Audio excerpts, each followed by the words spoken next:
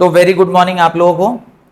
Last class में हम लोगों ने क्रुक्स के द्वारा जो किया गया एक एक्सपेरिमेंटल सेटअप था, जहां पे क्रुक्स ग्लास ट्यूब हम लोग यूज करते थे, जिसको डिस्चार्ज ट्यूब भी कहते हैं, वो हमने देखा था। अभी एक बार मैं क्रोनोलॉजी आपको एक बार ध्यान करा दूं। तो सबसे पहले हमने 1808 1808 में क्या देखा, जॉन डाल्टन ने हमारे लिए एक एटॉमिक थ्योरी दी। तो वो जॉन डाल्टन की एटॉमिक थ्योरी थी, जिसको हम लोग डाल्टन्स एटॉमिक थ्योरी भी बोलते हैं। तो ये फर्स्ट प्रोग्रेस हुआ।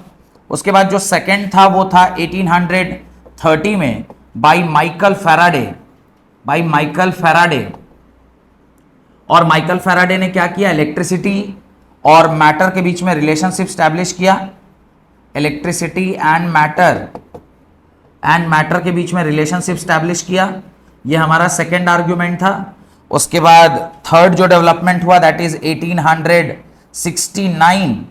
इनका नाम था विलियम क्रुक ही था ना, विलियम क्रुक। और विलियम क्रुक्स ने एक डिस्चार्ज ट्यूब बनाया, जिस डिस्चार्ज ट्यूब में उन्होंने अंडर लो प्रेशर गैस को क्या किया, आयोनाइज किया।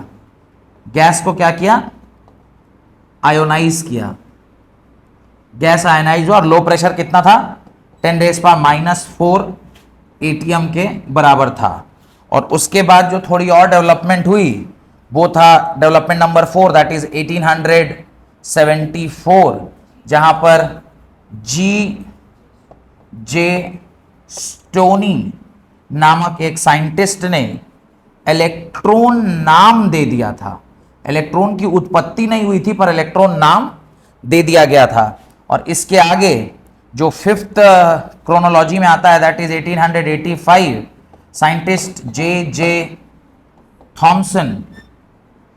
थॉमसन, इन्होंने एक्सपेरिमेंट स्टार्ट कर दिया था to find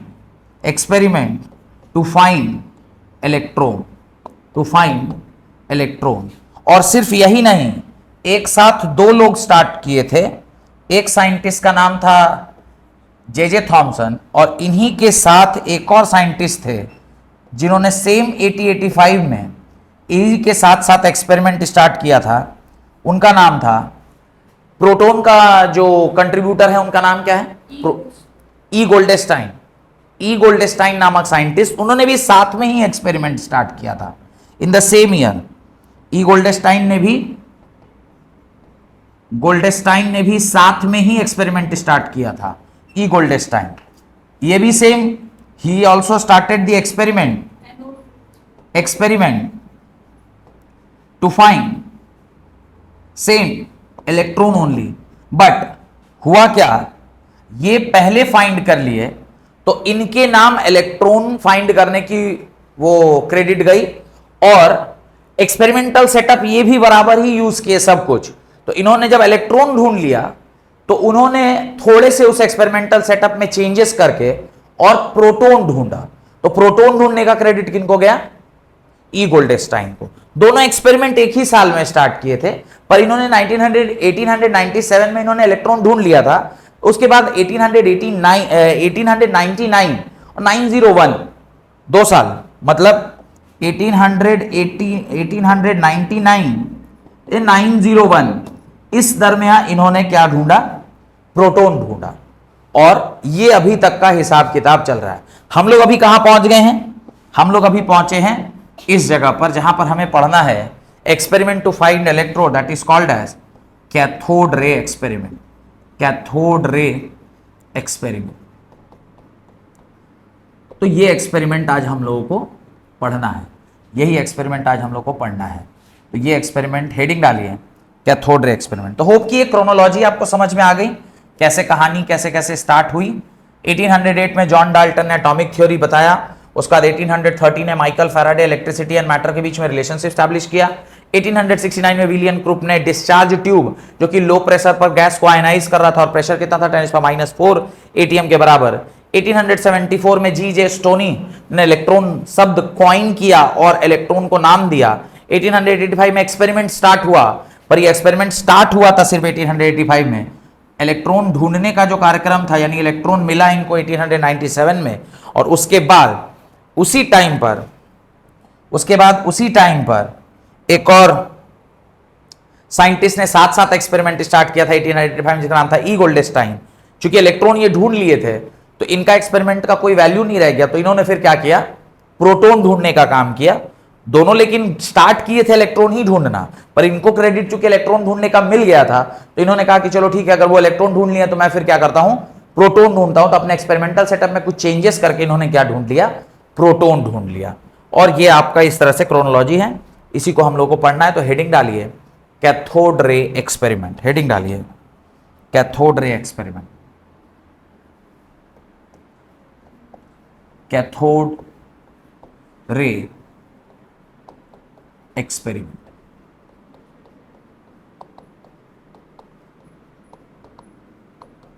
cathode ray experiment.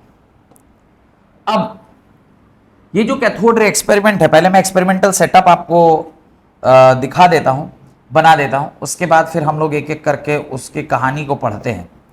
ये इस तरह का जो सेम ट्यूब किसने यूज किया था, क्रुक्स ने यूज किया था, वही सेम ट्यूब इन्होंने भी यूज किया, वही सेम ट्यूब इन्होंने भी यूज किया। क्रुक ने जो ट्यूब यूज किया था वही ट्यूब इन्होंने भी यूज किया। उस ट्यूब में जैसा कि आपने पहले भी देखा था कि यहां पर एक मेटल का इलेक्ट्रोड यहां लगाया और एक मेटल का इलेक्ट्रोड यहां लगाया गया था। तो ये दो मेटल के इलेक्ट्रोड लगाए गए थे। जिस तरह से क्रुक्स ने लगाया था सेम उसी तरह से आप डायग्राम बनाना स्टार्ट कर दीजिए, साथ साथ बनाते चलिए, फिर हम लोग इकट्ठे एक ही बार लिख लेंगे। उसके बाद इसको कनेक्ट किया गया हाई वोल्टेज के साथ, जो कि कनेक्टेड था एक बैटरी से, और उस बैटरी को हमने की से कनेक्ट किया, और ये आपका high voltage, this is your high voltage.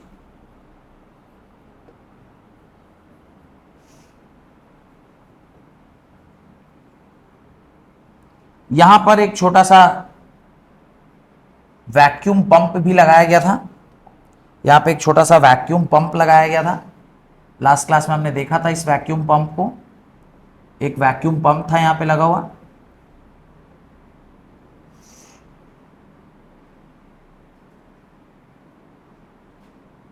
यहां पे एक छोटा सा वैक्यूम पंप लगाया गया था, ये हमने वैक्यूम पंप लगा दिया। दिस इज वैक्यूम पंप, जिसका काम था कि वो वहां का प्रेशर थोड़ा सा डिक्रीज करता था। चूंकि ये नेगेटिव टर्मिनल से जुड़ा हुआ है, तो इस पर जो चार्ज है वो कौन सा चार्ज है, नेगेटिव चार्ज है, और इसको हम लोग क्या कहते हैं, कैथोड कहते हैं। और ये चूंकि पॉजिटिव टर्मिनल से जुड़ा हुआ है, तो इस पर कौन सा चार्ज होगा, पॉजिटिव चार्ज होगा, और इसको हम लोग क्या कहते हैं, एनोड कहते हैं। This is called as anode.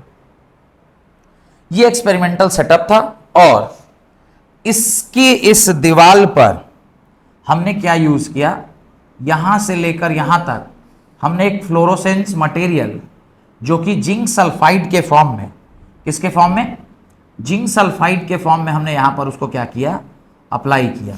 यहां से लेकर यहां तक इस तरह से हमने एक फ्लोरोसेंस मटेरियल यूज किया था, और that fluorescence material was zinc sulphide. वो कौन था, जिंक सल्फाइड था। This is called as fluorescence material, इसको हम लोग फ्लोरोसेंस मटेरियल ऐसा बोलते हैं, जिंक सल्फाइड। यहां तक का एक्सपेरिमेंटल सेटअप का कोई डाउट है तो पूछिए, कोई डाउट है यहां तक, नहीं, होप कि आपने बना लिया होगा। अब कहानी स्टार्ट करूं, हाँ ये अभी इधर ही लगाए हैं, देखते हैं फिर कैसे क्या क्या हुआ, कैसे कहानी और आगे बढ़ी, अभी बताता हूं। पहले ही यहां नहीं लगाया होगा, लगाए तो होंगे पूरे बोतल में पहली बार, बाद में फिर उन्होंने यहां पर लगाकर चेक किया कि यहीं से कुछ हो रहा है या कुछ ऐसे। ये तो एक्सपेरिमेंटल सेटअप, जो फाइनल अरेंजमेंट होता है वही ना हम लोग चेक करते हैं। आप जब एक एक्सपेरिमेंट करते हैं तो क्या पूरा एक्सपेरिमेंट उसको नहीं ना दिखाते हैं कि कैसे कैसे हम उसको कंस्ट्रक्ट किए। हाँ, जब हो जाता है तो लास्ट में जो एक्सपेरिमेंटल सेटअप रहता है वो आप दिखाते हैं। या कई बार जब आप लोग पार्टिसिपेट करते हैं साइंस के एग्जीबिशंस में, तो क्या आप पूरा स्टार्टिंग से उसको दिखाने लगते हैं कि पहले हम इसको फेविकोल से जोड़े थे, उसके बाद उसमें थर्मोकोल काटे थे, सब तो नहीं दिखाते। लास्ट एक्सपेरिमेंटल सेटअप आप उसको दिखाते हैं, जो आपके देखने, जो साइंस एग्जीबिशन को जज करने आते हैं। तो यहां पे भी हम लोग सिर्फ लास्ट वाला पार्ट देख रहे हैं, पूरा इंटायर प्रोसेस नहीं देख रहे। हो गया। अब थोड़ा ध्यान से देखिए क्या हुआ।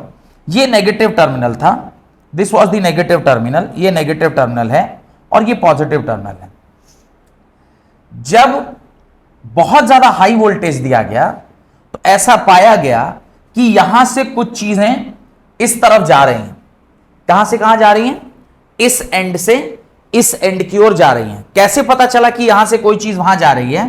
क्योंकि ये जो पर्टिकुलर सरफेस था, इस पर जाकर मुझे थोड़ा ग्रीन कलर कौन सा है बताइए, ग्रीन कलर कहां पे है? ये इधर, ये ग्रीन है, ग्रीन है ना, ये ग्रीन है।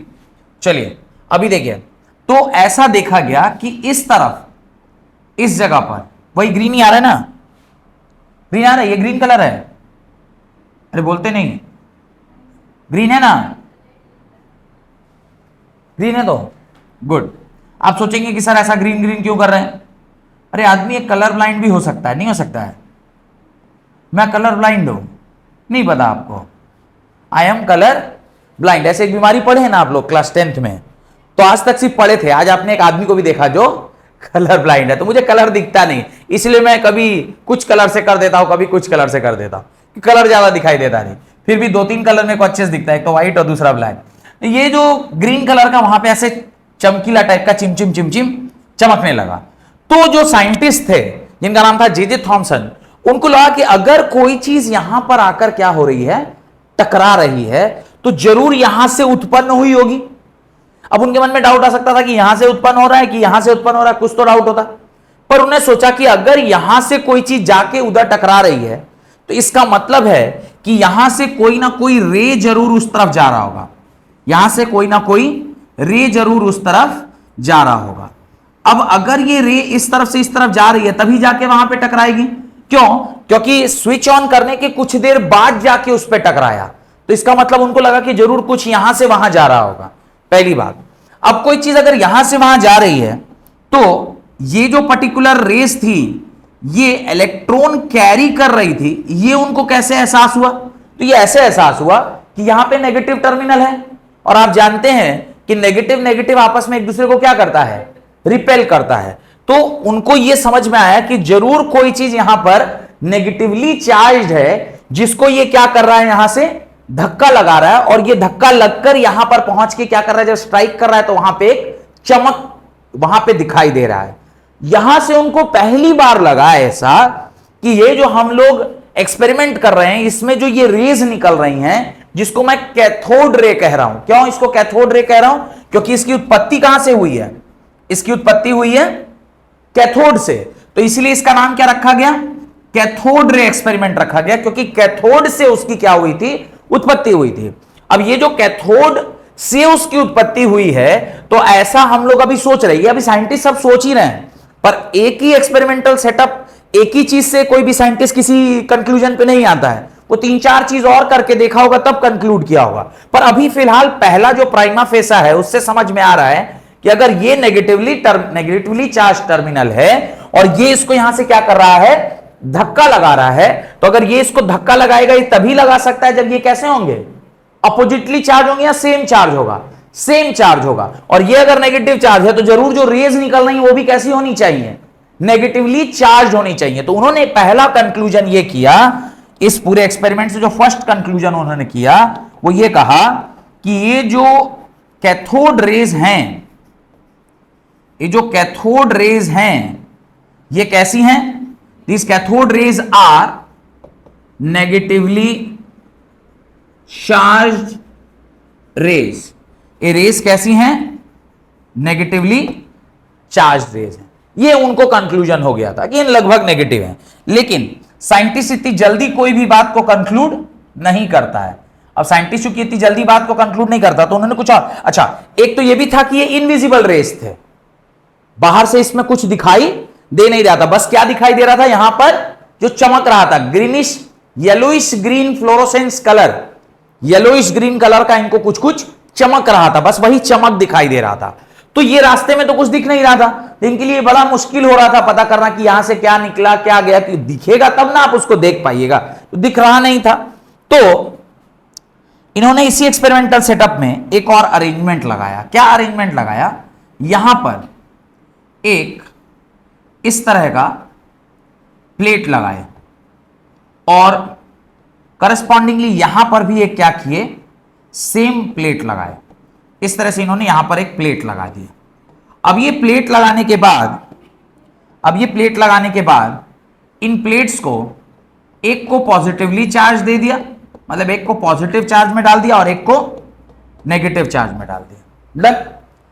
और दोनों ही सरफेस पर क्या लगा दिया? फ्लोरोसेंस मटेरियल लगा दिया। दोनों ही सरफेस पर फ्लोरोसेंस मटेरियल लगा दिया। अब वापस से इन्होंने फिर से क्या किया? स्विच को ऑन किया। अब चूंकि ये पॉजिटिवली चार्ज प्लेट है और ये क्या है? नेगेटिवली चार्ज प्लेट है, तो अगर इनका ये मानना कि जो रेज यहां से निकल रही हैं वो नेगेटिवली चार्ज हैं, तो लाइट कहां जलना चाहिए? ऊपर जलना चाहिए था। और जब इन्होंने ये एक्सपेरिमेंट किया तो ऐसा पाया भी कि ये जो लाइट है ये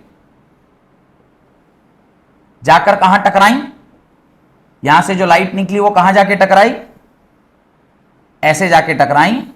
और जब इस पर ये चमक, यहां पर ये चमक दिखाई देना स्टार्ट किया, तो अब इनका कॉन्फिडेंस पहले से ज्यादा बढ़ गया और अब ये और ज्यादा सिक्योरिटी के साथ कॉन्फिडेंटली बोलने लग गए कि धीरे धीरे अब इनको विश्वास होने लग गया और ये कहने लगे कि ये जो रेस था वो 100% क्या है? नेगेटिवली चार्ज रेस है। समझ में आया? तो इस तरह से कैथोड रे से पता चला कि उस रे में कौन सा चार्ज है? नेगेटिव चार्ज है। और अगर इस प्लेट से कोई चीज निकल रही है जो नेगेटिवली चार्ज है, जिसका नाम ऑलरेडी क्या रखा जा चुका था? इलेक्ट्रॉन रखा जा चुका था, तो वहीं से उत्पत्ति हुई इलेक्ट्रॉन की। कि ये जो नेगेटिवली चार्ज कैथोड रे हैं ये किस चीज से बना हुआ है? तो ये इलेक्ट्रॉन से बना हुआ है, क्योंकि इलेक्ट्रॉन ऑलरेडी बता दिया गया था कि भाई इलेक्ट्रॉन क्या है? कोई एक नेगेटिवली चार्ज चीज है जिसका नाम क्या रखा गया था? इलेक्ट्रॉन रखा गया था।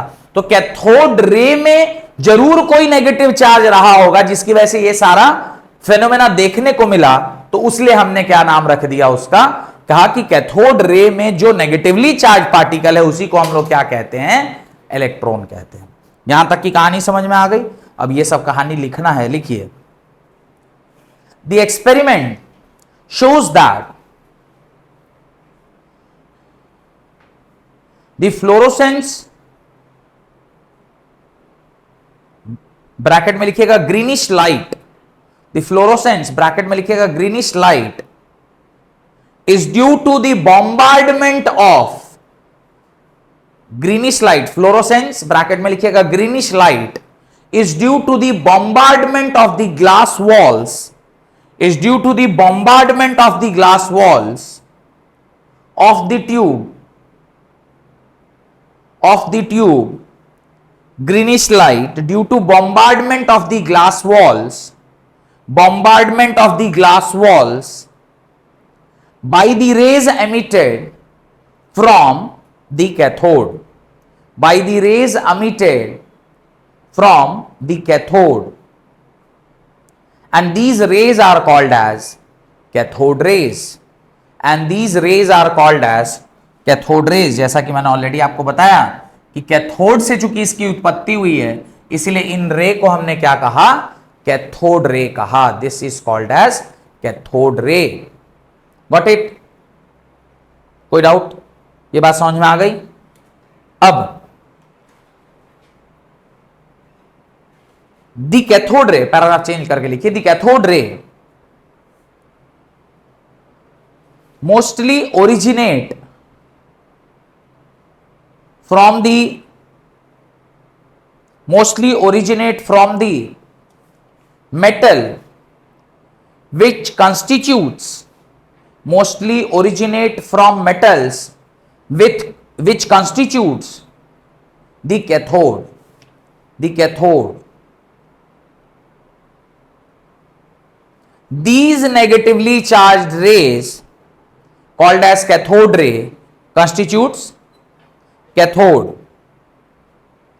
These negatively charged rays, these negatively charged rays, these negatively charged rays having negatively charged particles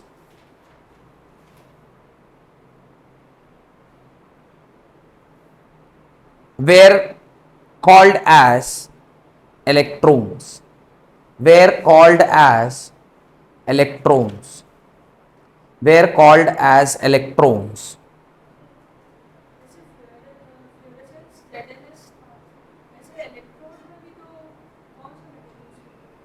इधर ये उस टाइम पे उन्होंने क्या मेटल यूज किया था ये तो अपने को जानकारी में नहीं है, बट सम मेटल उन्होंने यूज किया था। अभी अपने को जानकारी में नहीं है कि which metal they have used, किसी भी मैंने बुक में अभी तक देखा नहीं लिखा हुआ कि कौन सा मेटल यूज करके इन्होंने एक्सपेरिमेंट किया था। I have not seen experiment, कोई भी किताब में अभी तक मैंने वो ये नहीं देखा है कि कौन सा आपने यूज किया है metal as a electrode, cathode पर और एनोड पर, तो ये अभी तक मैंने कभी देखा नहीं। ठीक है, हेडिंग डालिए, हेडिंग डालिए। एक ने कहां तक लिखे आप लोग?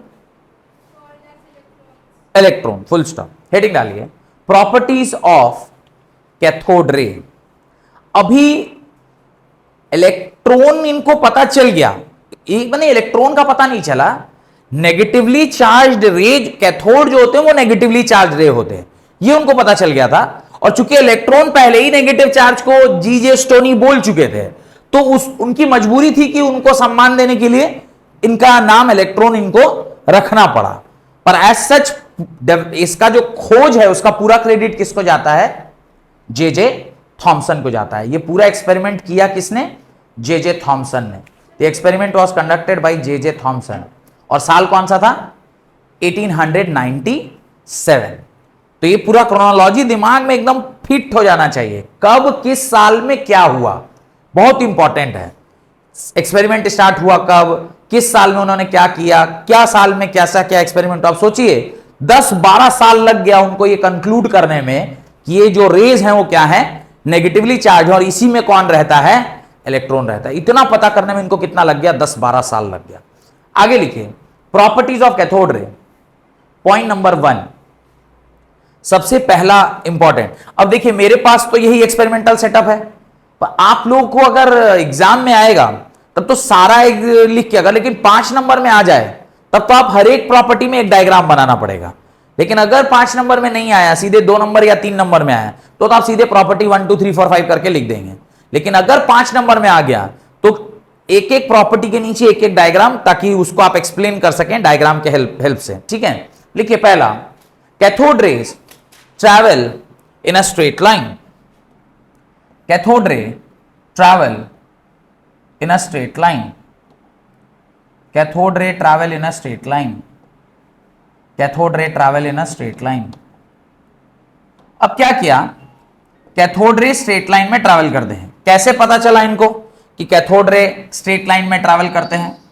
तो उसको पता करने के लिए इन्होंने क्या किया, ध्यान से देखिएगा तो समझ में आ जाएगा कि कैथोड रे को कैसे पता चला इनको कि कैथोड रे स्ट्रेट लाइन में कैसे ट्रैवल करता है। तो इन्होंने यहां पर एक क्या किया, इस तरह का एक पंखा लगाया, इस तरह का क्या लगाया? एक फैन लगाया। यहां पर एक इस तरह का इन्होंने एक फैन लगाया, ये इस तरह का एक फैन लगा दिया। यहां पे इन्होंने क्या किया, एक इस तरह का फैन लगाया। अब एक इस तरह का पंखा लगाने के बाद उन्होंने क्या देखा कि जब से इसने सर्किट को ऑन किया, जैसे इन्होंने सर्किट को क्या किया, ऑन किया, यहां पर एक इसी फैन के शेप का एक इनको क्या दिखाई देने लगा? शैडो दिखाई देने लगा। क्या दिखाई देने लगा? शैडो दिखाई देने लगा। किसी भी चीज का शैडो कब बनता है? जब लाइट कैसे ट्रैवल कर रही होती है? स्ट्रेट लाइन में। तो इससे इनको कंक्लूड हुआ after looking upon this shadow कि जरूर कहीं ना कहीं ये जो लाइट है ये कैसा है, ये स्ट्रेट लाइन में, ये जो रेज हैं वो कैसे ट्रैवल कर रही हैं? स्ट्रेट लाइन में ट्रैवल कर रही हैं, और ये ऐसे स्ट्रेट लाइन में। तो अभी आप जो अरे वो तो जब लगाए थे तब ना वो उधर जा रहा था, तो वो तो ड्यू टू एक्सटर्नल फोर्स आपने उसको मोड़ दिया। ये तो अभी हम वो प्लेट मिटा दिए हैं। तो ये अब स्ट्रेट लाइन में ट्रैवल करता है, उसका जस्टिफिकेशन कैसे समझ में आया कि स्ट्रेट लाइन में ही ट्रैवल करता है? तो इसे पता चला कि इसका यहां पे क्या बनने लग गया? शैडो बनने लग गया। शैडो बनने का मतलब ही है कि कोई चीज जरूर आके इस पे टकरा रही होगी और इसके पीछे वो रे नहीं होगा, तब ना उसका शैडो बन जाएगा वहां पे। तो ये फर्स्ट पॉइंट आपको पता चला कि कैसे उन्होंने ये प्रॉपर्टी डिफाइन की कि भाई वो कैसा है, स्ट्रेट लाइन में ट्रैवल करता है। तो cathode ray travels in a straight line. तो ये कैसे पता चला कि आपने एक ऑब्जेक्ट बीच में डाला, और जब आपने एक ऑब्जेक्ट डाला, लाइट जब उसके ऊपर टकराई, लाइट मतलब ये कैथोड रे जब उसके ऊपर टकराई तो उसका एक शैडो बन गया। और शैडो तभी बनता अगर मान लीजिए लाइट स्ट्रेट लाइन में नहीं होता, वेव नेचर का होता, तो साइड से निकल गया होता, इधर से निकल जाता या फिर इधर से निकल जाता। पर ऐसा हुआ नहीं, ऐसा हुआ नहीं। और ऐसा चूंकि नहीं हुआ, इसका क्या मतलब है कि जरूर कहीं ना कहीं यहां से जाके टकराया है और इसी का फिर क्या बन गया, नीचे शैडो बन गया। जैसे हम लोगों का शैडो बनता है, तो हम लोग का इसलिए शैडो बन जाता है क्योंकि लाइट जो है वो कैसे ट्रैवल कर रहा है, स्ट्रेट लाइन में ट्रैवल कर रहा है। अगर ये स्ट्रेट लाइन में ट्रैवल नहीं कर रहा होता तो ये साइड से मुड़ के चला जाता, हमारे पीछे से चला जाता, और शैडो कभी भी फॉर्मेशन नहीं होता। इसलिए हम लोग लाइट की भी एक प्रॉपर्टी पढ़ते हैं, light always travel in straight line. तो ये यहां से हमें पता चला कि ये जो कैथोड रे हैं वो कैसे ट्रैवल करते हैं, स्ट्रेट लाइन। ये सारा एक्सपेरिमेंट किसने किया? जे थॉमसन ने किया। ये एक्सपेरिमेंट चल रहा है 1885 से लेके 1897 तक। मैं बताया ना अभी थोड़ी देर पहले, कितने साल से कितने साल? 1885 में एक्सपेरिमेंट स्टार्ट हुआ था और 1887 में इन्होंने ये कंक्लूड किया, सॉरी 1897 में इन्होंने ये कंक्लूड किया। तो लगभग 12 साल ये क्या क्या किए, यही सब कर रहे थे और सारी प्रॉपर्टी बताए। एक दो प्रॉपर्टी नहीं, टोटल 8 या 9 प्रॉपर्टी है। उसमें ये पहली प्रॉपर्टी है, property number 2, cathode ray are made up of material particle. देखिए डायग्राम मैं बनाता चल रहा हूं, आप लोग की रेस्पॉन्सिबिलिटी है कि आप ये सारा डायग्राम बनाइए, क्योंकि मेरे लिए तो संभव नहीं है कि हम बार बार मिटा के इसको बनाएं, पर एटलीस्ट आप लोग स्टूडेंट हैं, आप लोगों को तो ये करना चाहिए, बार बार बनाइए, ताकि हर प्रॉपर्टी, ये नहीं कि मैं फिर एनोड रे में भी बोलूंगा बनाने के लिए, एनोड रे में नहीं बोलूंगा, क्योंकि कैथोड रे में अगर हर प्रॉपर्टी के बाद एक डायग्राम बना रहेगा तो आपको समझ में आ जाएगा कि इसने कैसे स्ट्रेट लाइन प्रूफ किया था, कैसे मटेरियल पार्टिकल प्रूफ किया था। तो एनोड रे में भी वैसे ही प्रॉपर्टी होंगी, लेकिन वहां पे फिर मैं दोबारा नहीं बोलूंगा बनाने के लिए, वहां पर सिर्फ हम लोग पॉइंट लिख लेंगे, ठीक है। Cathode ray are made up of material particle, cathode ray are made up of material particle. अब थोड़ा ध्यान से देखिएगा, ये वाला सेकंड जो उसका प्रॉपर्टी है, अभी जो है ना हमने अपना पंखा ऐसे लगाया था, यहां पे कैथोड रे है, यानी ये कैथोड है और यहां से ऐसे रेज निकल रही थी, तो अभी हमने पंखा ऐसे लगाया था। अब हम ना पंखा ऐसे लगा रहे हैं और रे कैसे जा रही है, ऐसे जा रही है, ठीक है। पंखा मेरा ऐसे है, पर बोर्ड पर तो पता नहीं चलेगा किधर क्या पंखा है, पर फिर भी कोशिश कर रहे हैं थोड़ा 3 डायमेंशनली बनाने का, ताकि पता चल जाए कि भाई आपने पंखा जो है वो अभी ऐसे लगाया है। कैसे पता चलेगा? नहीं पता चलेगा, मैं मुंह से बोल रहा हूं, आपको ऐसे ही पता करना होगा।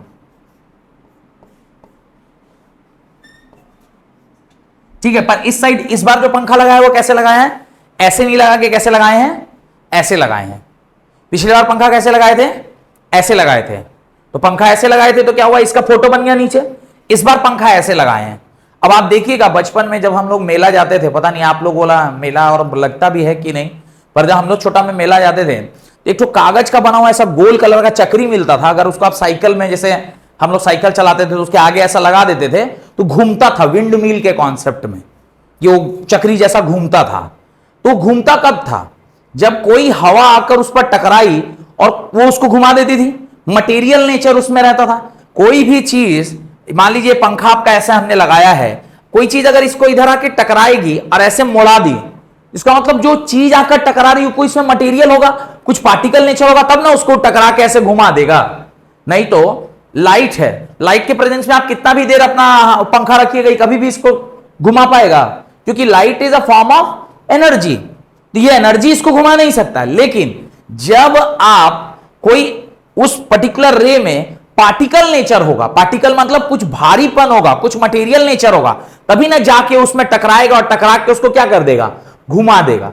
तो लाइट रे जब यहां से ओरिजिनेट हुआ, लाइट रे जब यहां से जाकर इस पर टकराया, लाइट जब यहां से जाकर इस पर टकराया, लाइट मतलब कैथोड रे जाकर जब इस पर यहां से टकराया, इसमें क्या आ गया, स्पिनिंग आ गया। ये क्या करने लग गया, नाचने लग गया। ये क्या करने लग गया, नाचने लग गया। और इसका नाचना ये दर्शाता है कि जरूर इसमें कौन सा नेचर है, मटेरियल नेचर है या फिर पार्टिकल नेचर है, जिसकी वजह से वो जाकर उसमें टकरा रहा है और उसको क्या कर दे रहा है, घुमा दे रहा है। तो मटेरियल नेचर कैसे कंफर्म हुआ, समझ में आया? पार्टिकल नेचर पहला जो हमने बोला था कि भाई स्ट्रेट लाइन में ट्रैवल करता है, कैसे कंफर्म हुआ था, जब हमने एक ऐसा कोई ऑब्जेक्ट रखा, उसका क्या बन गया, नीचे शैडो बन गया। सेकेंड प्रॉपर्टी है कि इसमें मटेरियल नेचर है। मटेरियल नेचर मतलब इसमें पार्टिकल जो है वो जाकर उसके ऊपर टकरा रहे हैं और टकरा के किसी चीज को घुमा दे रहे हैं। अभी कोई चीज को अगर हम मान लीजिए यहां पर कोई एक सामान रखे हैं, मान लीजिए कि यहां पर कोई ये किताब है, ये किताब अगर हमने ऐसे रख दी है और यहां से हम इसके ऊपर कोई चीज से धक्का लगाएंगे तब नहीं ऐसे मुड़ेगा।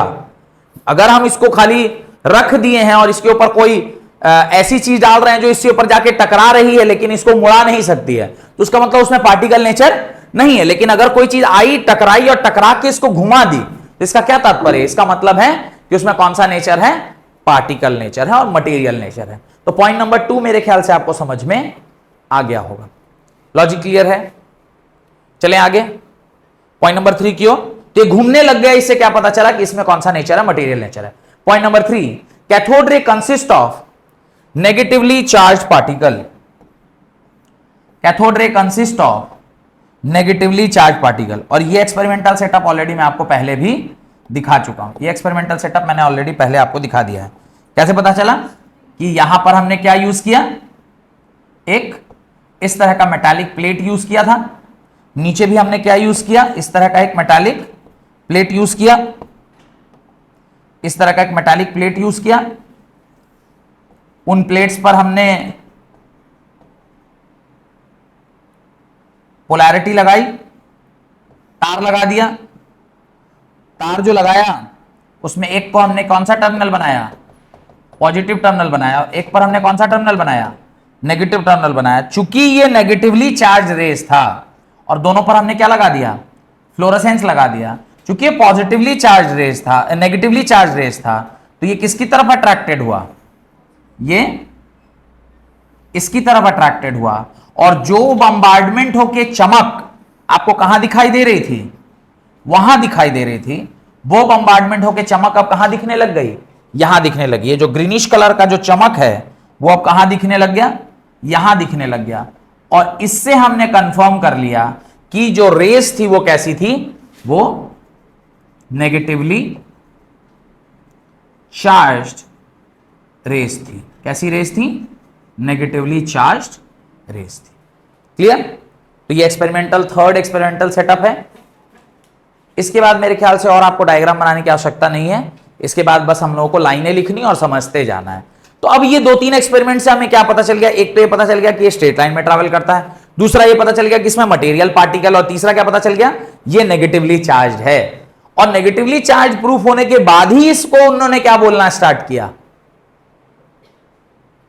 इलेक्ट्रॉन बोलना स्टार्ट किया। और जे थॉमसन को इलेक्ट्रॉन की उत्पत्ति का श्रेय दिया जाता है कि भाई आपने इलेक्ट्रॉन को ढूंढ निकाला। उन्होंने डिस्कवरी की कि इन्वेंशन किया, इलेक्ट्रॉन को डिस्कवर किया या इन्वेंट किया, डिस्कवर किया। What is basic difference between discovery and invention,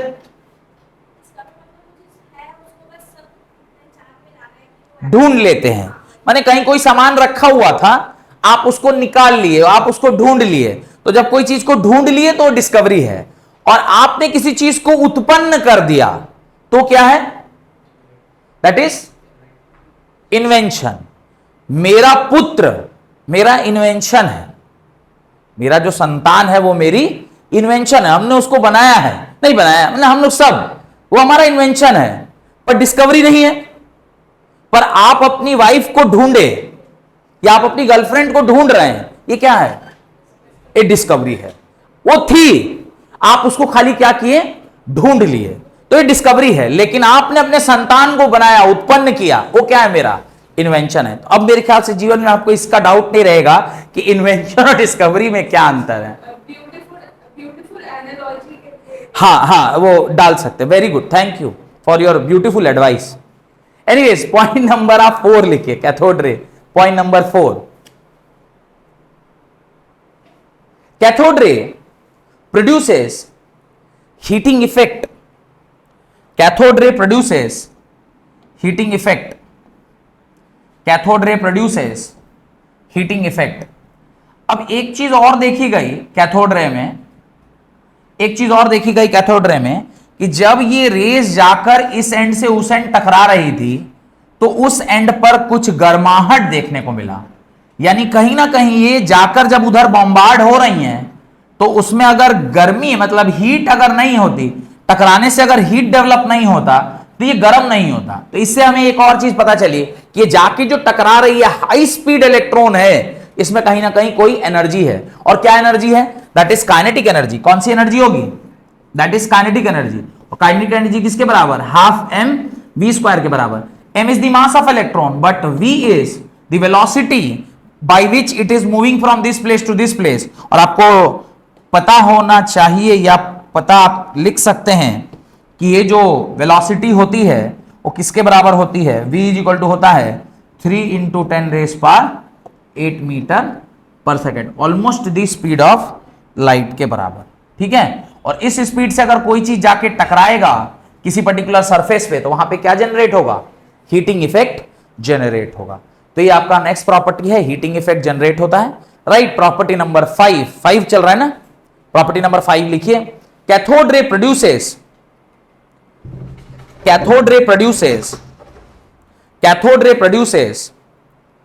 X-rays. Cathode ray produces X-rays. Cathode ray produces X-rays when they strike on the hard surface. When they strike on the hard surface of metal such as tungsten, copper, molybdenum, etc.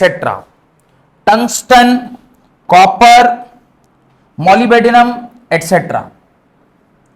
ध्यान से देखिए क्या हुआ, ये जो race थी जिसको हम लोग कैथोड रे बोल रहे थे, ये रेस यहां पे हमने क्या किया, एक इस तरह का मेटल का सरफेस डाला, कॉपर, टंगस्टन, मॉलिबेडिनम MOLY होता है, मॉलिबेडिनम MOLY मॉलिबेडिनम होता है।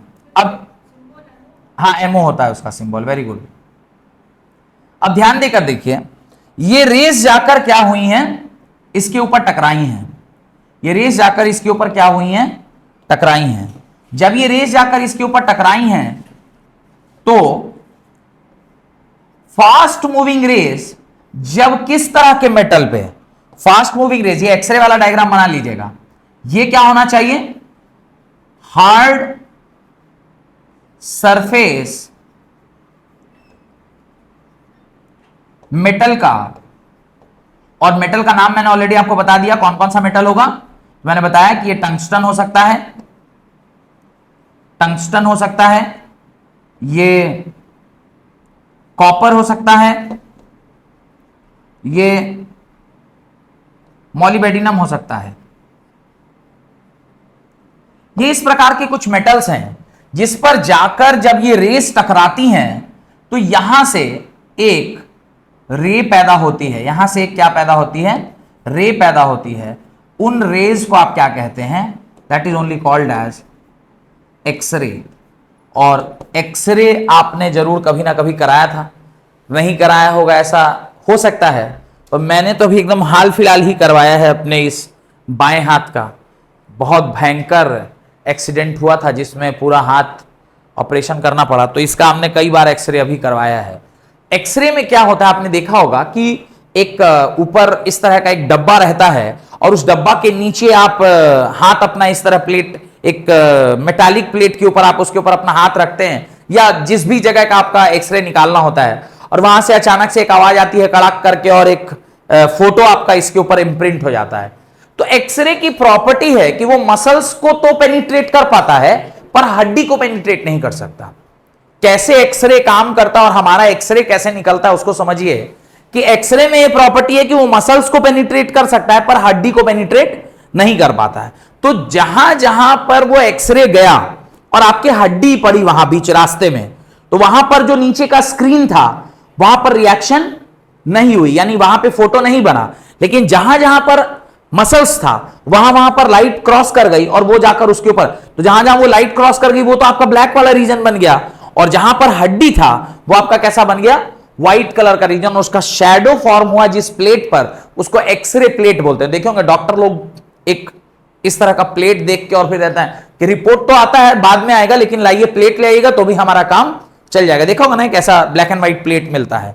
तो ये वही एक्सरे है, और उसमें इस तरह से फास्ट मूविंग इलेक्ट्रॉन जाके क्या करता है, मेटल में टकराता है, और टकराने से जो रेज पैदा होती है उसी को हम लोग क्या कहते हैं, एक्सरेज कहते हैं। Got it.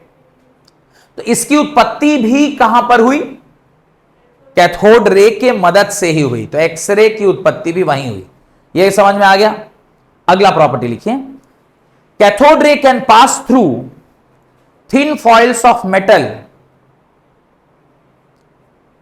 Cathode ray can pass through thin foils of metal like aluminum, gold, etc. like aluminum, gold, etc. like aluminum, gold, etc. aluminum, gold, etc.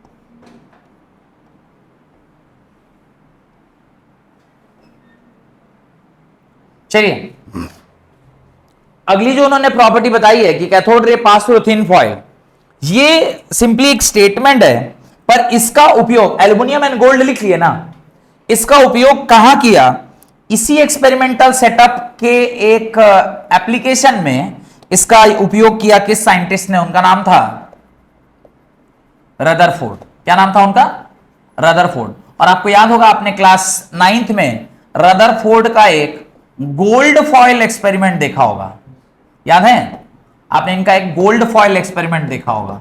तो इनको ये कहां से ये बात पता चली कि अगर मैं गोल्ड का फॉइल जो कि कैसा नेचर का हो, थिन नेचर का हो, अगर हम लेते हैं तो उसको ये रेस चीरती हुई क्या हो जाएंगी, क्रॉस कर जाएंगी। ये बात का उनको पता कैसे चला, by the experiment done by J Thomson. J Thomson की ही इस बात को चोरी करके उन्होंने अपना एक्सपेरिमेंट किया। Got it. तो ये भी एक पॉइंट है, उसको ध्यान में रखिएगा। Cathode ray, next property, cathode ray ionises the gas through which they pass. Cathode ray ionises the gas through which they pass. तो ये मैंने ऑलरेडी आपको पहले भी बताया है कि कैथोड रे जो है वो आयोनाइज करता है जिसके थ्रू वो पास करता है। अगर यहां पर कुछ गैस के पार्टिकल्स होंगे, इस एरिया में अगर वो गैस के कुछ पार्टिकल्स होंगे तो उसको क्या कर देगा, चार्ज्ड बना देगा। उसको क्या कर देगा, चार्ज्ड बना देगा। उसमें वो क्या कर देगा, चार्जिंग करा देगा उसकी वो क्या करा देगा, चार्जिंग करा देगा। और ये सारे गैस क्या हो जाएंगे, आयनाइज हो जाएंगे। सारे गैस क्या हो जाएंगे, आयनाइज हो जाएंगे। नेगेटिवली चार्ज है तो वो अगर इस पर नेगेटिव आके बॉम्बार्ड करेगा तो इसके ऊपर कौन सा चार्ज आ जाएगा, नेगेटिवली चार्ज। ये इसको क्या कर देंगे, चार्ज कर देंगे। तो ये उनकी चार्जिंग भी करा सकता है, ये इसको आयनाइज कर सकता है। Next, cathode ray can effect the photographic plate. Cathode ray can effect the photographic plate.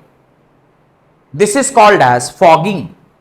मैंने अभी थोड़ी देर पहले ये फॉगिंग का कॉन्सेप्ट बताया था कि जब लाइट रे उसके ऊपर पड़ती है तो जहां जहां पर मसल्स है वहां वहां तो फॉगिंग होगी, जहां जहां हड्डी है वहां फॉगिंग नहीं होगी। तो ये जो फोटोग्राफिक प्लेट पर उसका प्रभाव है उसको हम लोग क्या कहते हैं, फॉगिंग कहते हैं। तो कह रहे हैं cathode ray can affect the photographic plate, this is called as fogging. इसी को हम लोग क्या कहते हैं, फॉगिंग कहते हैं. This is called as fogging. Done. And last, when cathode ray strikes against the glass surface of the screen, when cathode ray strikes against the glass surface of the screen coated with zinc sulfide, when the cathode ray strikes the glass surface of tube coated with zinc sulfide, they produce fluorescence. They produce fluorescence. और fluorescence produce करने का क्या मतलब होता है? Glowing start हो जाती है. मैंने आपसे कहा कि यहां पे ग्रीनिश कलर का फ्लोरोसेंस कलर वहां पे देखने को मिला. तो ये जो टकराने की प्रॉपर्टी है कि जब आप उसे जिंक सल्फाइड की कोटिंग करते हैं और उस पर जाकर वो क्या करता है, कैथोड रे टकराता है, तो वो क्या करेगा, ग्लो करेगा.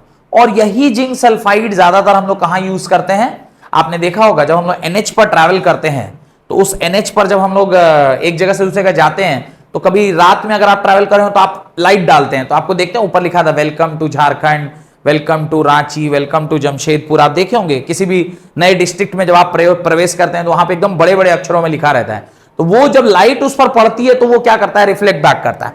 एज सच रिफ्लेक्ट नहीं करता है, पर लाइट पड़ती है तो वो क्या करता है, रिफ्लेक्ट बैक, और वो चमकता है. तो आपको लगेगा कि वहां कुछ लाइट जल रहा है. तो वो क्या प्रॉपर्टी है, जब उसके ऊपर लाइट पड़ी तो वो चमकने लगा. ऐसे ही जब ये रेज इस पर जाके गई तो वो टकराया तो वो चमकने लगा. ऐसे नहीं चमकेगा, जब रेज टकराएंगी तो चमकने लग जाएगा. और ये जो प्रॉपर्टी है जिंक सल्फाइड की, इसी को हम लोग क्या कहते हैं, फ्लोरोसेंस कहते हैं, टू ग्लो या glowing property of zinc sulphide. तो यहां तक आपको समझ में आ गया ये पूरा कैथोड रे एक्सपेरिमेंट. और कैथोड रे एक्सपेरिमेंट की मदद से हमने उसकी प्रॉपर्टीज को समझा है. एग्जाम में अगर आता है तो प्रॉपर्टीज, अगर 3 नंबर देख लीजिएगा कितने नंबर का आ रहा है. अगर 3 नंबर का है तो उसी हिसाब से खाली प्रॉपर्टी लिखिएगा. अगर 5 नंबर का है तो थोड़ा एक्सप्लेन करके एक आध में डायग्राम बनाइएगा ताकि लगे कि हाँ आप लोग ये सब सही सही कर रहे हैं. डन. और यहां से इन सारे एक्सपेरिमेंट की मदद से हमने क्या कंक्लूड कर लिया कि ये जो नेगेटिवली चार्ज पार्टिकल थे वो कौन था, इलेक्ट्रॉन्स था. और बोलिए वृंदावन बिहारी लाल की. क्या इलेक्ट्रॉन की उत्पत्ति हो गई? देखे नहीं आप, देखे हो बाबा लोग जब प्रवचन सुनाते हैं तो कृष्ण जी उत्पन्न हुए तो बोले वृंदावन बिहारी लाल. ऐसे हम लोगों ने अब किसका उत्पत्ति कर दिया, इलेक्ट्रॉन की उत्पत्ति हो गई. ऐसे धीरे धीरे इलेक्ट्रॉन उत्पन्न होगा, फिर प्रोटॉन आएगा, फिर न्यूक्लियस आएगा, फिर न्यूक्लियस के अंदर न्यूट्रॉन जाएगा, और करते करते हम लोग 1932 तक पहुंच जाएंगे. कहां तक पहुंचेंगे, 1932 तक. अभी कहां पर है, 1897 में. अभी 1897 पहुंचे हैं. लिखिए आगे, determination of charge to mass ratio.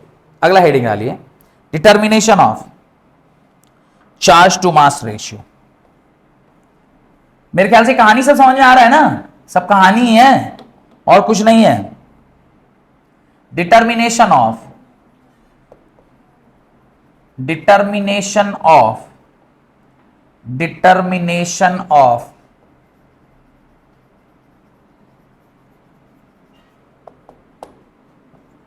Charge to mass ratio. Determination of charge to mass ratio. Determination of charge to mass ratio.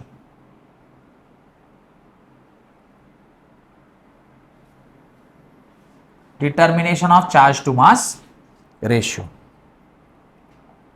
Done. Charge to mass ratio निकालने के लिए इसका क्रेडिट भी किसको जाता है, इसका क्रेडिट भी जाता है जे थॉमसन को. इसका क्रेडिट भी इन्हीं को जाता है, जे थॉमसन को, चार्ज टू मास रेशियो. तो लिखिए, in the year 1897 J Thomson with the help of his experiments, in the year 1897 J. Thomson, with the help of their experiment, determined the charge to mass ratio of the electron. The charge to mass ratio of the electron with the help of his experiments determined the charge to mass ratio for the electron,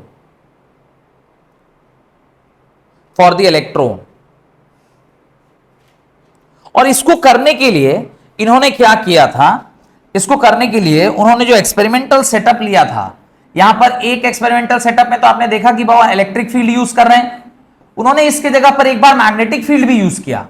इसी same setup में उन्होंने एक बार क्या किया था, magnetic field भी use किया, और मैग्नेटिक फील्ड यूज करके और उससे भी इन्होंने इसको क्या किया, पता किया। मैग्नेटिक फील्ड लगाया, एक बार इलेक्ट्रिक फील्ड लगाए, इसी तरह से उन्होंने एक बार क्या किया था, मैग्नेटिक फील्ड भी लगाया, और मैग्नेटिक फील्ड में भी देखा कि सेम सिमिलर टाइप के डिफ्लेक्शन उनको क्या हुए, देखने को मिले। सिमिलर टाइप के डिफ्लेक्शन उनको क्या हुए, देखने को हुए, मैग्नेटिक फील्ड के प्रेजेंस में भी। और इस मैग्नेटिक फील्ड के डिफ्लेक्शन से उन्होंने क्या निकाला। अच्छा, इसमें एक चीज आता है, इसमें थोड़ा मैं रेस को ठीक से बनाता हूं। इसमें एक चीज आता है, वो थोड़ा ध्यान से देखिएगा। इसमें एक कॉन्सेप्ट आता है, व्हाट इज दैट कॉन्सेप्ट, अभी मैं समझाता हूं आपको। यहां पे कॉन्सेप्ट आता है डिग्री ऑफ डेविएशन का या एंगल ऑफ डेविएशन का।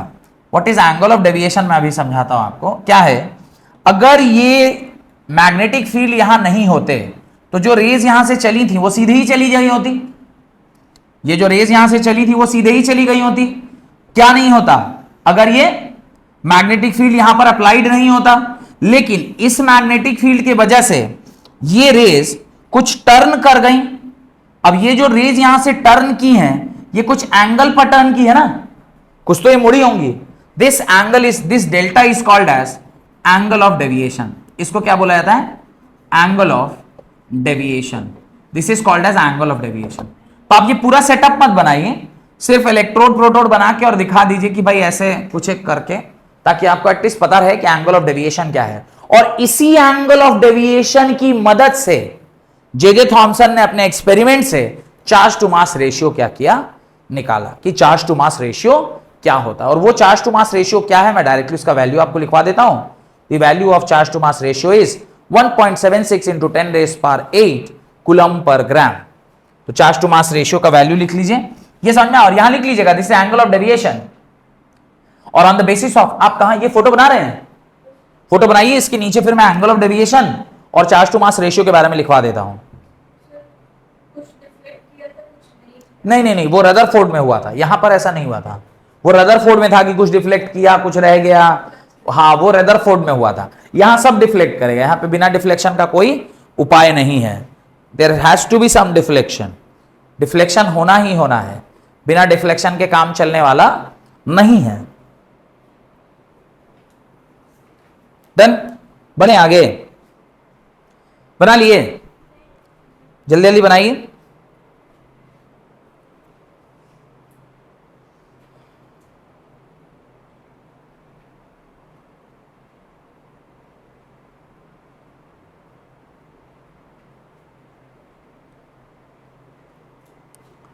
तो यहां पे लिख लीजिएगा द एंगल थ्रू विच, या आप लिखिए under the influence of electric and magnetic field, under the influence of electric and magnetic field, under the influence of electric and magnetic field,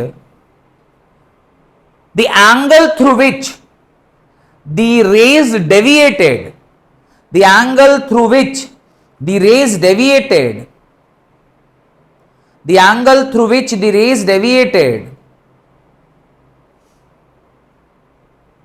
the angle through which the rays deviated is called angle of deviation.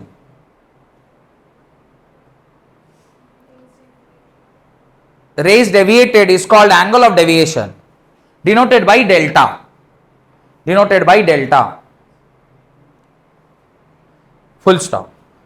The charge to mass ratio, the charge to mass ratio was found to be, the charge to mass ratio E by m was found to be 1.76 into 10⁸ coulomb per gram. और ये very important value है जिसको आपको क्या करना चाहिए, डब्बे में बंद कर लेना चाहिए, न्यूमेरिकल सॉल्व करते वक्त काम आता है। Charge to mass ratio is 1.78 into 10 raise power 8, 1.76 into 10 raise power 8 coulomb per gram, coulomb per gram. Done? यहां तक कोई डाउट? सब समझ में आ रहा है? ये चार्ज टू मास रेशियो, और चार्ज टू मास रेशियो का कंट्रीब्यूशन भी किसको था? जे थॉम्सन को था। पर अभी तक हमें दो बातें पता नहीं चली थी। क्या क्या? एक तो मास ऑफ इलेक्ट्रॉन अलग से नहीं पता था, और चार्ज ऑफ इलेक्ट्रॉन भी अलग से पता नहीं था। जबकि अभी हम लोग जानते हैं ना चार्ज ऑफ इलेक्ट्रॉन कितना होता है, -1.6 इंटू 10⁻19 कूलम। और हम लोग ये भी जानते हैं कि मास ऑफ इलेक्ट्रॉन कितना होता है, 9.1 इंटू 10⁻27 ग्राम और 9.1 इंटू 10⁻31 केजी। ये हमें पता है, अब पता है। उस टाइम कब पता चला था? वो तो एक्सपेरिमेंट से पता चला होगा। हेडिंग डालिए, calculation of charge of electron.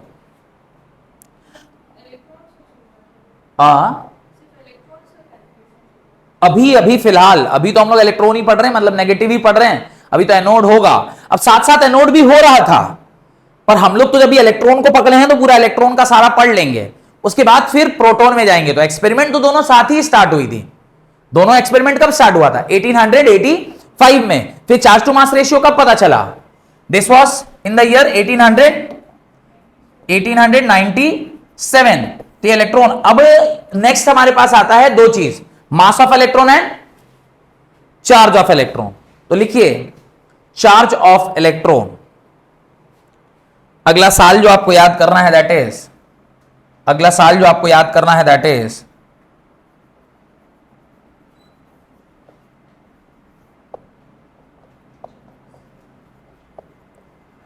एक तो इस साइंटिस्ट का नाम, जिनको ये क्रेडिट जाता है, जिनको इस चीज का, एक तो उनका नाम कि किसको ये क्रेडिट जाता है ये चार्ज टू मास का, और दूसरा एक चार्ज ऑफ इलेक्ट्रॉन का। साइंटिस्ट का नाम था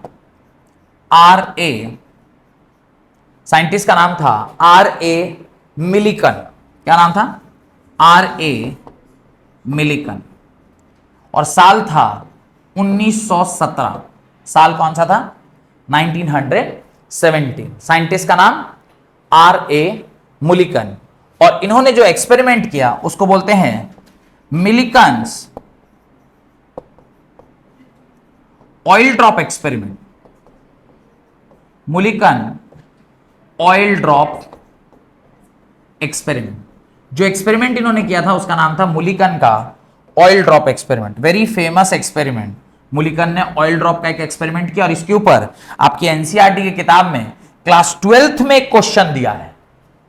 एनसीईआरटी में क्लास 12th के पहले चैप्टर में, इलेक्ट्रोस्टैटिक चैप्टर में, एक क्वेश्चन आर ए मिलिकन के एक्सपेरिमेंट पर दिया हुआ है। क्या चीज? अरे वहां इलेक्ट्रोस्टैटिक में इलेक्ट्रॉन्स के बारे में पढ़ेंगे ना, तो वहां पर इलेक्ट्रॉन के बारे में पढ़ेंगे, तो वो इलेक्ट्रॉन का चार्ज कैसे पता चला था, वहां पे तो हम सीधे लिख लेते हैं कि the charge of electron is -1.6 into 10⁻19 coulomb. उसके ऊपर एक सवाल दिया है किसने? एनसीईआरटी की किताब में 12th क्लास में। पर उसका एक्सपेरिमेंट कहां पर है? क्लास 11th में। पर उसके ऊपर सवाल कहां पे दिया है? क्लास 12th में। तो अभी आप सोचिएगा 11 12 अलग अलग क्लास है? नहीं, 11 12 एक ही क्लास होता है, अलग अलग क्लास नहीं है। अगर ठीक से रखा जाए तो दोनों मिलाकर एक क्लास बनता है, पर एक साल में इतना कुछ पढ़ाना संभव नहीं है, इसलिए हमने उसको 2 साल में डिवाइड कर दिया। इसलिए आप कोई भी कंपटीशन एग्जाम देते हैं, कभी आपने देखा है खाली 12th का पोर्शन आ रहा है कंपटीशन एग्जाम में? आप देखेंगे हमेशा पूरा ही सिलेबस पूछता है, 11 भी 12 भी। आप इंजीनियरिंग का एग्जाम दे रहे हैं, आप मेडिकल का एग्जाम दे रहे हैं, आप देखेंगे पूरा 11 12 मिला के सिलेबस पूछा जाता है, बिकॉज ये पूरा ही एक सिलेबस है। कोई ऐसा, बहुत बच्चों के मन में ऐसा रहता है कि अच्छा ये छोड़ना, 11 नहीं पढ़ेंगे तो चल जाएगा, सीधे क्लास 12 से पढ़ते हैं। 11th नहीं पढ़ा तो तुमने बेसिक जो कॉन्सेप्ट है, चाहे केमिस्ट्री हो या फिजिक्स हो, वो बेसिक कॉन्सेप्ट समझ में नहीं आएगा तो तुम 12th क्लास में दिक्कत होगी ही होगी, क्योंकि ये सब चीजें तुम्हें फिर दोबारा नहीं समझाया जाएगा। वहां पर कौन समझाएगा? ये सब संभव है फिर इतनी मेहनत से दोबारा पढ़ाया जाए? पर इसलिए हम लोग यहां पे थोड़ा समय ज्यादा होता है तो यहां ज्यादा अच्छे से समझाते हैं बेसिक चीजों को। अब देखिए, तो ये चार्ज ऑफ इलेक्ट्रॉन मिलिकन ने ऑयल ड्रॉप, वैसे तो आपका ये एक्सपेरिमेंटल सेटअप में दिखा देता हूं कैसा उन्होंने किया था। एक किस तरह का उन्होंने एक सिलेंड्रिकल अरेंजमेंट लिया था, इस तरह का एक सिलेंड्रिकल अरेंजमेंट था। इस सिलेंड्रिकल अरेंजमेंट में यहां से उन्होंने यहां से उन्होंने एक छोटा सा स्पेस ओपन किया, उस स्पेस से उन्होंने इलेक्ट्रॉन गन के मदद से, ये क्या है, electron gun, electron gun, electron gun, इस इलेक्ट्रॉन गन की मदद से उन्होंने इलेक्ट्रॉन्स को यहां से क्या किया, बॉम्बार्ड किया। स्प्रेयर की मदद से, एक स्प्रेयर लिया, एक क्या ले लिया, स्प्रेयर लिया। स्प्रेयर की मदद से इन्होंने यहां से, स्प्रेयर की मदद से इन्होंने ऑयल ड्रॉप्स को यहां से क्या किया, स्प्रे किया। ऑयल ड्रॉप्स को यहां से क्या किया, स्प्रे किया। अब किसी भी एक ऑयल ड्रॉप को मैं यहां पर कंसीडर कर रहा हूं, एक्चुअली ऑयल ड्रॉप इतना बड़ा होगा नहीं, पर पढ़ाने के लिए इतना बड़ा मैं बना रहा हूं। किसी भी एक ऑयल ड्रॉप को आप देखिए, इसके ऊपर दो फोर्सेस काम कर रहे होंगे। एक नीचे क्या काम कर रहा होगा, mg काम कर रहा होगा। ऊपर क्या काम कर रहा होगा, ऊपर क्या काम कर रहा होगा, वो काम करने के लिए दो चीजें और लगानी होगी। यहां पर एक टर्मिनल लगाया आपने, यहां पर एक टर्मिनल लगाया आपने, जिस टर्मिनल में आपने कौन सा चार्ज दिया, इसको आपने पॉजिटिव चार्ज दिया। कौन सा चार्ज दिया, पॉजिटिव चार्ज दिया। और ऐसा ही एक टर्मिनल आपने कहां लगाया, ऊपर की ओर लगाया, और उस टर्मिनल में आपने कौन सा चार्ज दिया, उस टर्मिनल में आपने नेगेटिवली चार्ज दिया। जब आप पॉजिटिव और नेगेटिव चार्ज इस प्रकार से देंगे तो इलेक्ट्रिक फील्ड जो है ऑलवेज कहां से कहां होती है, electric field always travel from positive to negative. कहां से कहां ट्रैवल करता है, पॉजिटिव टू नेगेटिव। और जिस डायरेक्शन में फील्ड होता है उसी डायरेक्शन में क्या होता है, फोर्स भी होता है। ऊपर एक फोर्स लगेगा जिसको हम लोग एफ इलेक्ट्रोस्टैटिक फोर्स बोलते हैं। क्या बोलते हैं, एफ इलेक्ट्रोस्टैटिक। तो अब इस पोजीशन पर जाकर जो आपका एफ इलेक्ट्रोस्टैटिक फोर्स है, अगर ये जो ऑयल ड्रॉप है, ये जो ऑयल ड्रॉप है, अगर ये यहां पर इक्विलिब्रियम में है, किस में है, अगर ये ऑयल ड्रॉप आपका किस में है, इक्विलिब्रियम में है, इस जगह पर आकर अगर आपका ऑयल ड्रॉप इक्विलिब्रियम में है, तो force electrostatic must be equal to क्या हो जाएगा, mg के बराबर होगा। Electrostatic force will be equal to mg के बराबर। और यहां पर ये जो मास इंटू ग्रेविटी है, भाई कितना आपने डाला था उसमें, एक ड्रॉप का जो मास इंटू ग्रेविटी का वैल्यू है वो डाल दिया कि उसका मास क्या था, और ये किसके बराबर होता है, 1/4 pi epsilon not Q1 Q2 by r square के बराबर। और ये किसके वहां था, mg के बराबर था। यहां पे एक जो चार्ज था वो किसका था, मैं इसको फर्दर और थोड़ा सॉल्व कर देता हूं। ये एक्सपेरिमेंट वैसे तो देखिए ये फॉर्मूला, ये कौन सा फॉर्मूला है, ये कूलम्ब्स लॉ है। कौन सा लॉ है, कूलम्ब्स लॉ। मैं लिख देता हूं COULOMBS। ये कूलम्ब्स लॉ है जो हम लोग कहां पढ़ते हैं, क्लास 12th में। 10th में क्यों पढ़ेंगे, क्या, 1/4 pi epsilon not, 1/4 pi epsilon not Q1 Q2। हाँ ये क्यों ही है ना, कह रही कौन से भाषा में लिखे मेरे को नहीं समझ में आ रहा है, हे भगवान। Q1 Q2 by r square. अब ये जो है ना, ये आप लोग इस साल नहीं पढ़ेंगे, ये कहां पढ़ते हैं, 12th में पढ़ते हैं। इसीलिए मैं अभी स्टार्टिंग में ही आपसे कह रहा था कि ये वाला क्वेश्चन कहां आता है, 12th में आता है। तो आप लोग को बस यहां पे सीधे आंसर ही लिखना है। पर ये एक्सपेरिमेंट ध्यान रहेगा कि 11 में ऐसा कुछ एक्सपेरिमेंट पढ़े थे, तब ना उसको क्लास 12th में आप यूज कर पाइएगा, इसीलिए ये बनवा दे रहा हूं। अब यहां थोड़ा ध्यान से देखिए, ये जो एक्सपेरिमेंटल सेटअप है इसके अंदर ये जो 1/4 पाई एप्सिलॉन नॉट है ये तो ऐसे ही रह जाएगा, पर इसको मैं ZE स्क्वायर लिख सकता हूं क्या, ध्यान से देखिए, इसको मैं ZE स्क्वायर लिख सकता हूं। बोलिएगा ZE स्क्वायर कैसे, भाई ये जो ड्रॉप होगा तेल का वो कुछ एटम से बना होगा, और हम लोग जो ये स्प्रे करते हैं ना, इसको एटोमाइजर से स्प्रे करते हैं। किससे करते हैं, एटोमाइजर से। एटोमाइजर का काम होता है कि एक एक एटम करके स्प्रे कर देता है। तो एक एटम का मास कितना होगा, Z atomic number into E, that is electron का चार्ज। तो ये हो गया टोटल प्रोटॉन, और उसमें अगर एक इलेक्ट्रॉन है तो एक और ही आ जाएगा, तो ZE स्क्वायर। और इस वाले फॉर्मूले में मेरे पास सब कुछ पता रहता है, सिर्फ क्या नहीं पता रहता है, ई नहीं पता रहता है, तो उसका वैल्यू निकल के आ जाएगा, that is charge of electron निकल के आएगा। और ये चार्ज ऑफ इलेक्ट्रॉन कितना निकल कर आया इन एक्सपेरिमेंट की मदद से? 1.6 इंटू 10⁻⁻19 कूलम। और इसका क्रेडिट किसको गया? आर ए मुलिकन को। हाँ, चार्ज ऑफ इलेक्ट्रॉन है तो नेगेटिव ही होगा, पर उसका मैग्नीट्यूड अगर हम देखें तो वो कितना आया था? 1.6 इंटू 10⁻⁻19 कूलम। डन। तो ये एक्सपेरिमेंटल सेटअप बस लिख लीजिए, अपनी कॉपी में बना लीजिए इस एक्सपेरिमेंटल सेटअप को, और वहां पर ये एक छोटा सा फॉर्मूला लिख के, ये छोटा सा फॉर्मूला लिख के कि भाई ऐसे करके हमने एक फॉर्मूला पढ़ा है, जिस फॉर्मूले से आपने क्या निकाला है? एफ इलेक्ट्रोस्टैटिक, जिसको कूलम्स लॉ में पढ़ते हैं, 1/4πε0 Q1 Q2/r² mg के बराबर था। मास इंटू ग्रेविटी का वैल्यू हमें पता था, हम लोग 1/4πε0 Ze²/r², यहाँ पे ई नहीं पता था, बाकी सारी चीजें पता थी, तो उन सबका वैल्यू पुट कर दिया। और जब हमने इसका वैल्यू पुट किया तो हमारा वैल्यू कितना निकल के आया? 1.602। एग्जैक्टली अगर देखा जाए तो ये वैल्यू कितना होता है? एग्जैक्टली ये वैल्यू किसके बराबर होता है? E इज इक्वल टू होता है 1.602 इंटू 10⁻⁻19 कूलम के बराबर। ये वैल्यू निकल गया है। तो ये चार्ज ऑफ इलेक्ट्रॉन का कंट्रीब्यूशन किसके पास है? चार्ज ऑफ इलेक्ट्रॉन का कंट्रीब्यूशन किसके पास है? मुलिकन के पास। कौन सा एक्सपेरिमेंट? मुलिकन का ऑयल ड्रॉप एक्सपेरिमेंट। किस साल में हुआ था? 1917 में। किस साल में हुआ था? 1917 में। डन। अब लोग तो काफी होशियार होते ही हैं, लोग काफी होशियार होते हैं कि नहीं होते हैं? बढ़े आगे, नहीं लिखता है कुछ। जल्दी लिखिए। अभी तक क्या कर रहे हैं फिर? नहीं, आप तो बात कर रहे हैं, कहां सामने में खड़े होकर हम कौन था क्या बोल रहे हैं? आप बात कर रहे थे, जल्दी जल्दी लिखिए। तो लिख लिए ना, चार्ज कितना आया? 1.6 इंटू 10⁻⁻19 कूलम निकल के आया। हेडिंग डालिए, मास ऑफ इलेक्ट्रॉन। हेडिंग डालिए, मास ऑफ इलेक्ट्रॉन। अब चार्ज मुझे पता चल गया, क्या पता चल गया? चार्ज। अब अगला मुझे क्या निकालना है? मास ऑफ इलेक्ट्रॉन निकालना है।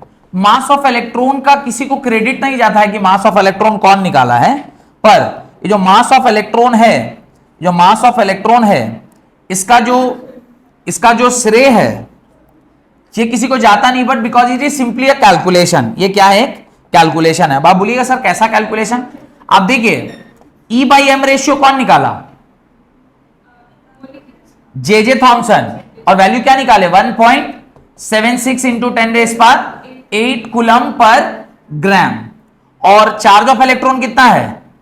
1.6 इंटू 10⁻⁻19 कूलम के बराबर है ना। अब इन दोनों के बारे में हमें पता था, ये हमें देने वाले साइंटिस्ट का नाम था जे थॉमसन, और ये देने वाले साइंटिस्ट का नाम था R.A. मुलिकन या R.A. Millikan, MILLIKAN, R.A. Millikan.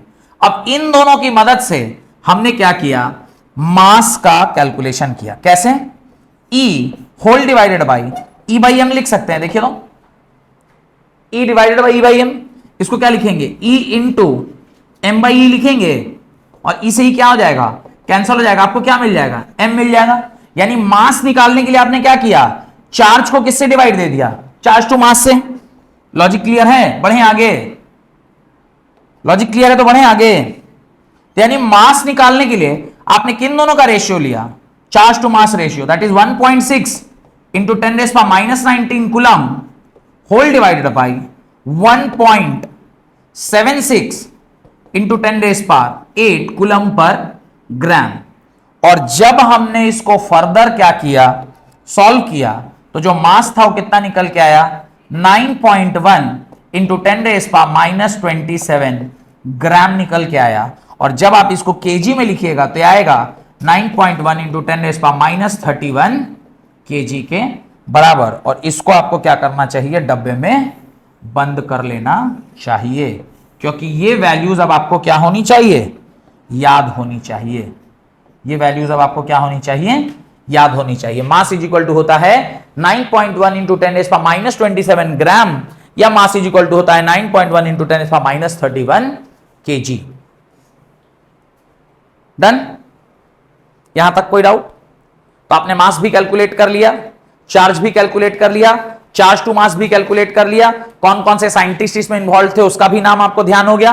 मैंने थोड़ी देर पहले उसको लिख भी दिया है कि किस साइंटिस्ट का क्या कंट्रीब्यूशन है, मास ऑफ इलेक्ट्रॉन किसके द्वारा दिया गया, चार्ज टू मास किसके द्वारा, इलेक्ट्रॉन का मास किसके, इलेक्ट्रॉन का चार्ज किसके द्वारा, यहां तक कोई डाउट नहीं है। तो डेफिनेशन लिखे इलेक्ट्रॉन का। अब जाकर हम इलेक्ट्रॉन को डिफाइन करने के पोजीशन में आ गए, right. Electron is defined as the fundamental particle present in an atom. The electron is defined as the fundamental particle present in an atom. Electron is defined as the fundamental particle present in an atom which carries 1 unit negative charge, which carries 1 unit negative charge equal to present in an atom which carries 1 unit negative charge, which carries 1 unit negative charge, which is equal to what? Which is equal to E is equal to 1.602 into 10 raised power minus 19 coulomb. 1.602 into 10 raised power minus 19 coulomb, and negligible mass of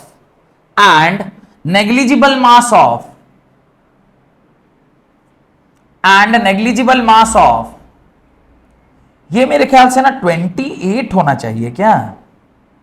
देखिए तो एक बार calculation में जाके, ये 28 होगा क्या, देखिए तो ये 8 ऊपर जाएगा तो 27 ही हो रहा है ना, 27 ही है ना, ठीक है। और ये हो जाएगा negligible mass of m is equal to 9.1 into 10 raise power minus 27 gram, 9.1 into 10 raise power minus 27 gram. Done. Which is, अब जो लिखवा रहे हैं very important, which is 1/1837 times the mass of hydrogen, which is 1/1837 times 1/1837 times the mass of hydrogen.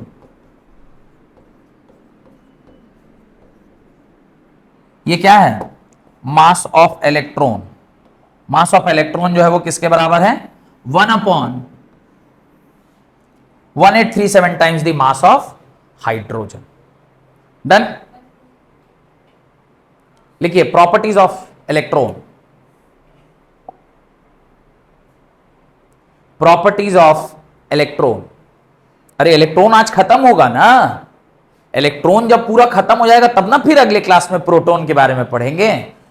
ये तो लिखना ही पड़ेगा आपको। आप ऐसे मेरे को आंख दिखाइएगा तो थोड़ी हम रुक जाएंगे, डराइएगा धमकाइएगा कि नहीं नहीं नहीं नहीं पढ़े। अरे पढ़ना पड़ेगा भाई। अब आप 10th क्लास में थोड़ी हैं, एक एक मैराथन क्लास सब होता है 10-10 घंटे 12-12 घंटे का, नहीं होता है।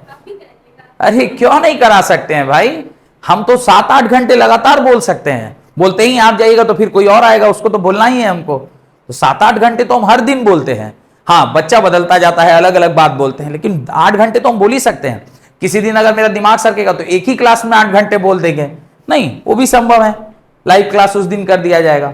लिखिए properties of electron. Point number 1, electron is a negatively charged fundamental particle of an atom.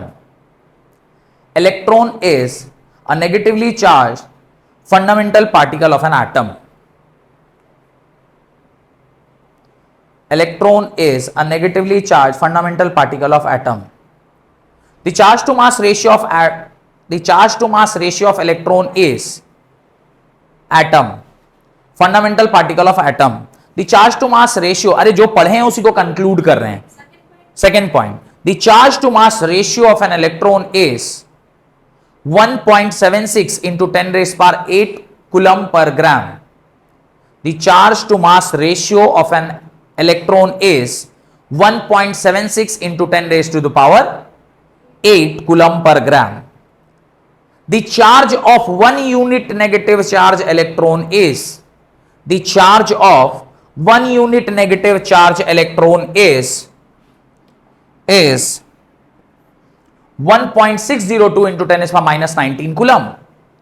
The charge of 1 unit negative charge electron is 1.602 into 10⁻⁻19 coulomb. Class of electron 1.6 अच्छा मतलब सही है ना 1.602 इंटू 10⁻⁻19 कूलम। और last point, the mass of electron is 9.1 into 10⁻⁻9.1 into 10⁻⁻27 gram. 9.1 into 10⁻⁻27 gram. Done. तो ये यहां पर जाके आपका पहला जो एक्सपेरिमेंट था, that is cathode ray experiment, समाप्त हुआ। अगले क्लास में हम लोग एक नया एक्सपेरिमेंट पढ़ेंगे जिसको हम लोग कहते हैं एनोड रे एक्सपेरिमेंट, और वहां पर किसकी उत्पत्ति होगी? प्रोटॉन की उत्पत्ति होगी। ठीक है, कोई डाउट? कोई एक भी पॉइंट जो ऐसा नहीं समझ में आया हो? सब ठीक है, ऑल क्लियर? वो नहीं समझ में आया तो वो 12th क्लास का पार्ट है ना, इसीलिए नहीं समझे। वो फॉर्मूला डायरेक्टली हमने 12th क्लास का यूज कर लिया था इसलिए। पर आप बस चार्ज का वैल्यू याद रखिए। ठीक है, बहुत बहुत धन्यवाद आज की क्लास अटेंड करने के लिए।